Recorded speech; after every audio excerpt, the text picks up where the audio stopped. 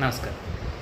Dengue ಕಾಯಿಲೆ ಆದಮೇಲೆ ಅದನ್ನು ಪತ್ತೆ ಹಚ್ಚಲಿಕ್ಕೆ ಏನು ಟೆಸ್ಟ್ ಮಾಡಬೇಕು, ತುಂಬ ಟೆಸ್ಟ್ ಮಾಡಬೇಕಾ ಅಂತ ಪ್ರಶ್ನೆಗಾಗಿ ಮೊದಲಿಗೆ ಬ್ಲಡ್ ಟೆಸ್ಟಲ್ಲಿ CBC ಏನು ಮಾಡ್ತಾರೆ, ಅದರಲ್ಲಿ ವೈಟ್ ಸೆಲ್ಸು WBC ಹಾಗೆ ಪ್ಲೇಟ್ಲೆಟ್ಸು ಕಡಿಮೆ ಇದೆ ಅಂತ ಚೆಕ್ ಮಾಡ್ತಾ ಇದ್ದಾರೆ.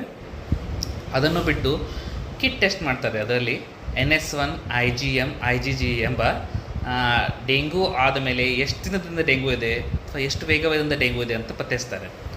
ಅದು ಬಿಟ್ಟು ಸ್ವಲ್ಪ ಎಲಿಸಾ ಎಂಬ ಟೆಸ್ಟ್ ಮಾಡ್ತಾರೆ. ಅದರಲ್ಲಿ ಕೂಡ ಇದೇ ಡೆಂಗೂ ಕಾಯಿಲೆ ಇದೆಯಾ ಇಲ್ಲ ಅಂತ ಪತ್ತೆಸ್ತಾರೆ. ಇದು ಬಿಟ್ಟು ಬೇರೆ ಟೆಸ್ಟ್ಗಳು ಮಗುವಿನ ತೊಂದರೆ ಪ್ರಕಾರ ಚೆಕ್ ಮಾಡ್ತಾರೆ. ಅವನಿಗೆ ಬ್ಲೀಡಿಂಗ್ ಪ್ರಾಬ್ಲಮ್ ಇದ್ದರೆ BT-CT PTA-PTT ಎಂಬ ರಕ್ತ ಹೆಪ್ಪುಗಟ್ಟು ತೊಂದರೆ ಟೆಸ್ಟ್ ಮಾಡ್ತಾರೆ.